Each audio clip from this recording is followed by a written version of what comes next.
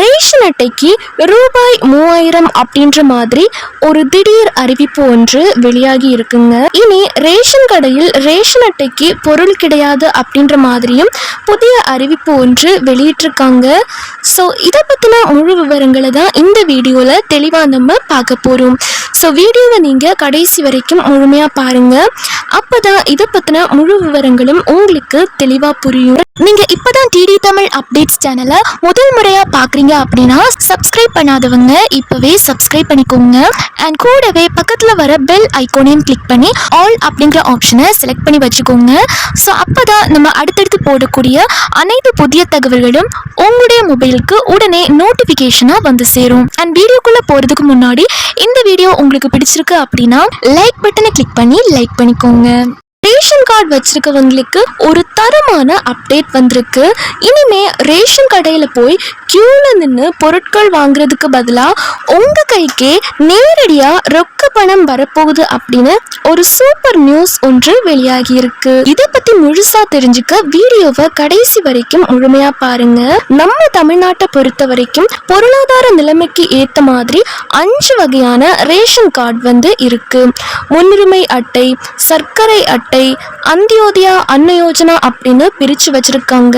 PHH, AY, NPHH இந்த மாதிரி ration card வந்து இருக்கு.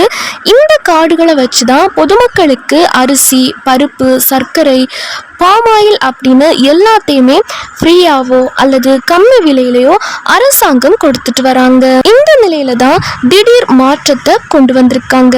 இப்போ மத்திய அரசு இதுல ஒரு பெரிய ட்விஸ்ட் வந்து வைக்க போறாங்க. அதாவது இனிமே ரேஷன் கடையில பொருட்கள் கொடுக்கறதுக்கு பதிலா அந்த பொருட்களுக்கான காசை டைரக்டா உங்க பேங்க் அக்கௌண்ட்கே மாத்த போறாங்களாம். நீங்க யோசிக்கலாம், திடீர்னு ஏன் இந்த மாற்றம், ஏன் இந்த மாதிரி ஒரு மாற்றம் வந்து கொண்டு வந்திருக்காங்க அப்படின்னு நீங்க யோசிக்கலாம்.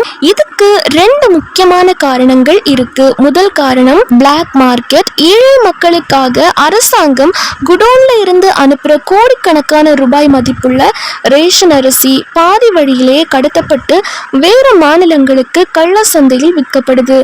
இதை முழுசா தடுக்கணும் அப்படின்னா பொருளா கொடுக்கறத நிப்பாட்டிட்டு காசா கொடுத்துட்டா மோசடி வேலைக்கு முட்டுப்புள்ளி வச்சிடலாம் அப்படின்னு கவர்மெண்ட் வந்து நினைக்கிறாங்க. 2வது முக்கியமான காரணம் என்ன அப்படின்னா பொருட்களோட தரம். நிறைய பேர் வீடுகள்ல ரேஷன் அரிசியை சாப்பாட்டுக்கு பயன்படுத்துறது இல்ல, மாவு ஆட்டத்தான் யூஸ் பண்றாங்க. ஃபார்ம் ஆயில் வாசம் வருது அப்படின்னு சிலர் வாங்காமலே விட்டுறாங்க. இப்போ பணமா கைக்கு வந்துட்டா எனக்கு ரேஷன் அரிசி வேண்டாம், அந்த காசை வச்சு நான் சூப்பர் மார்க்கெட்ல நல்ல பொன்னி அரிசியாவே வாங்கிக்கிறேன் அப்படின்னு மக்கள் அவங்களுக்கு பிடிச்ச தரமான பொருட்களை வாங்கிக்க முடியும். இது மக்களுக்கு கிடைக்கிற ஒரு மிகப்பெரிய சுதந்திரம். அரசு என்னதான் திட்டம் கொண்டு வந்திருக்காங்க அப்படின்னா ரூபே அப்படிங்கிற ஒரு சிஸ்டம் வந்து கொண்டு வந்திருக்காங்க. இந்த பணம் எப்படி கைக்கு வரும் அப்படின்னா இதுக்காக ERUPI அப்படிங்கிற ஒரு புது டிஜிட்டல் சிஸ்டமை சென்ட்ரல் கவர்மெண்ட் கொண்டு வர போறாங்க. இது எப்படி ஒர்க் ஆகும் அப்படின்னா உங்க மொபைல் நம்பருக்கே மாசம் 1000 ரூபாயில இருந்து 2000 ரூபாய் வரைக்கும் ஒரு டிஜிட்டல் வவுச்சர் அல்லது டோக்கனா வந்துடும். உங்க வீட்டில் எத்தனை பேர் இருக்காங்களோ அதை பொறுத்து இந்த அமௌண்ட் வந்து மாறும்.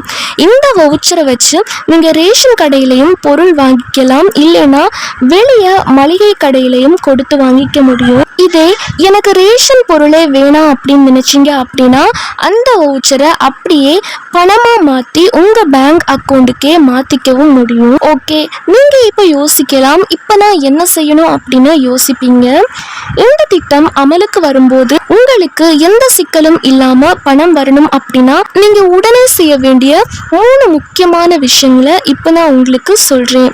முதலாவதா ஆதார் அப்டேட். உங்க ரேஷன் கார்டுல வீட்டில் இருக்கிற எல்லாரோட ஆதார் எண்ணும் சரியா இணைக்கப்பட்டிருக்கா அப்படின்னு செக் பண்ணிக்கோங்க. 2வதா மொபைல் நம்பர் லிங்க். நீங்க இப்போ கையில யூஸ் பண்ற ஆக்டிவா இருக்கிற உங்களுடைய மொபைல் நம்பரை கண்டிப்பா பேங்க் அக்கௌண்ட் கூடவும் ரேஷன் கார்டு கூடவும் லிங்க் பண்ணி வைங்க. ஏன்னா வவுச்சர் மெசேஜ் அந்த நம்பருக்கு தான் வரும், அதுக்கு தான் வரும். அடுத்ததா வங்கி கணக்கு, EKYC.